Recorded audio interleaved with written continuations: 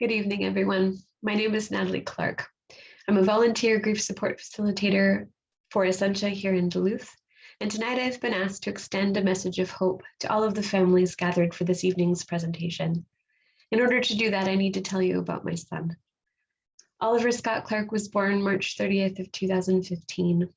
He was born to a mother and father and older sister who absolutely adored him and could not wait to take him home.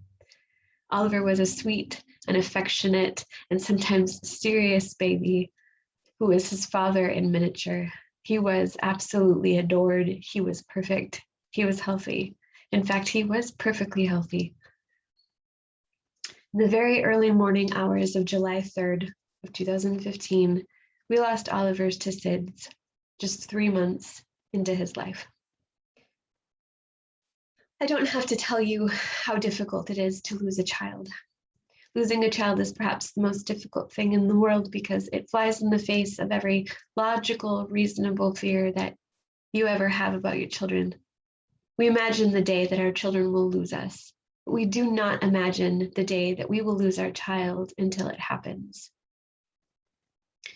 And when it does happen, it comes wrapped in this bubble of shock, as though your mind is trying to protect you from something too difficult, too dangerous, too harmful for you, as if it knows that it might be the thing that breaks you. I think one of the most difficult obstacles I faced immediately after my son's death was reconciling my head and my heart to the idea that this reality that I did not want was now mine.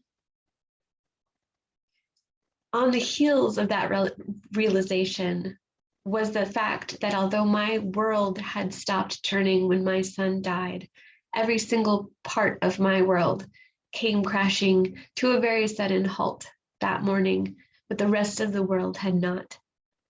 And the world continued to spin, and the mail and the workday and school and every mundane thing about everyday life continued to move while I stayed in the same place.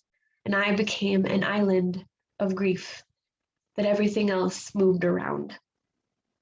It did not take long to feel left behind.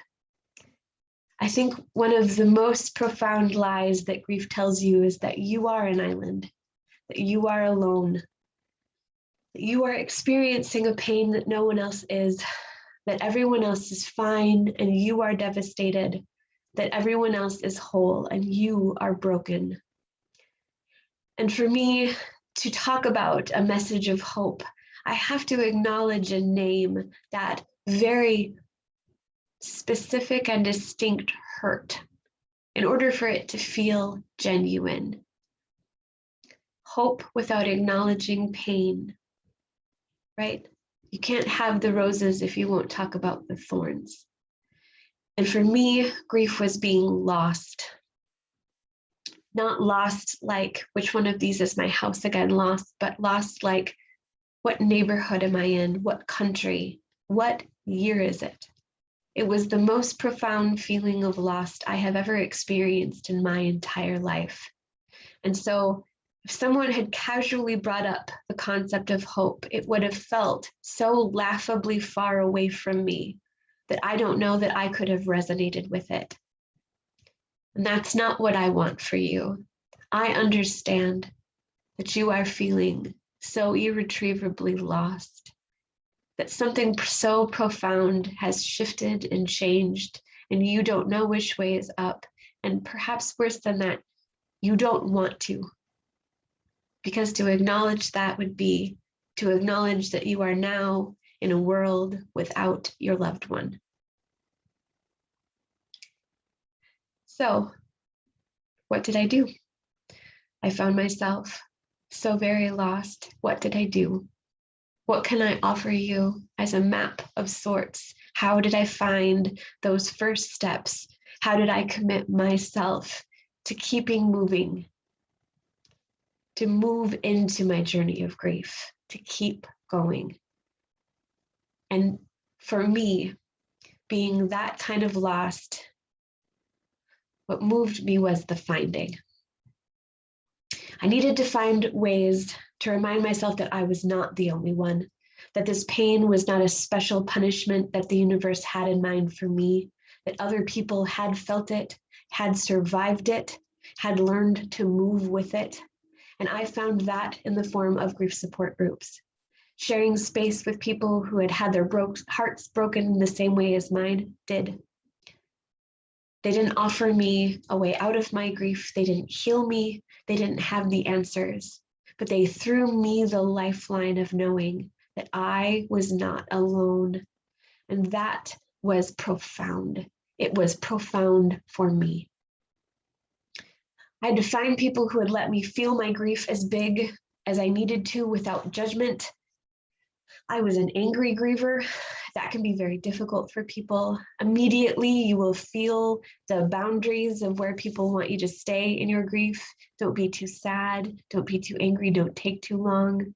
You will need people, or just one person over Zoom, who will let you feel it authentically, who will understand that grief just comes on us and we don't choose the form that it takes.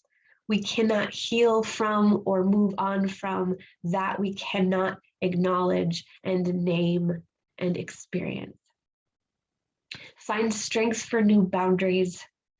I needed to learn to say no to baby showers and no to children's birthday parties.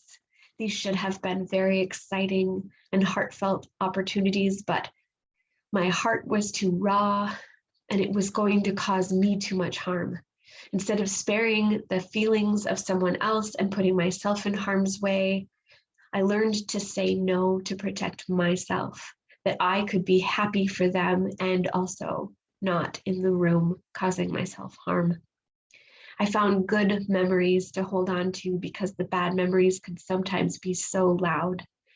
I dove into those months. The faces he would make when he was eating, the way his little mouth would move when he was sleeping, the way he would make facial expressions at me that I had seen on his father's face 100 times. How do they even do that? I found memories, no matter how few, to hold on to. Those were the ones I needed on the days that the memories of his death, the memories of the days of his death were so loud. They are the light I hold on to in the darkest moments. Find professional help that serves you, that fits you and fits your needs. There are people out there who are not your family and not your friends, who will listen to you, who will give you the space to process, who will offer you tools and resources, ways to think about things. They can help guide you out of the really dark spaces.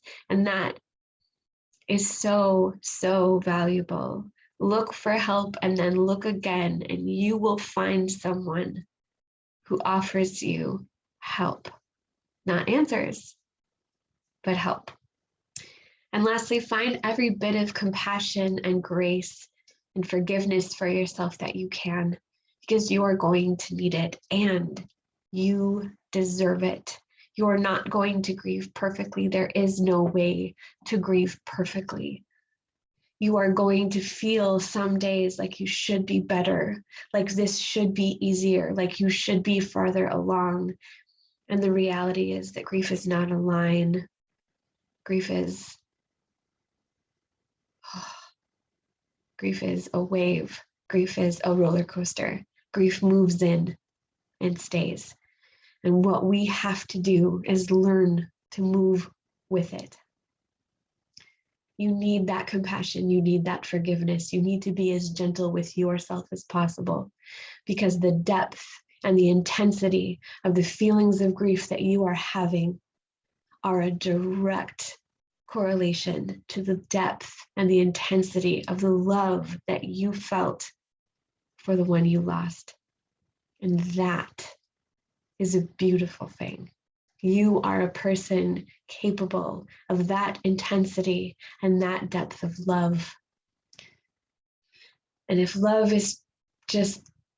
grief is just love turned longing. If grief is just love turned longing, when we can't have our loved one anymore, then we have to hold on to the knowing that that grief over time becomes love again. Because without love, there is no grief. And you will find your way back to the love, back to yourself. You will find it. Grief might have you lost right now, but you can and you will slowly make your way back.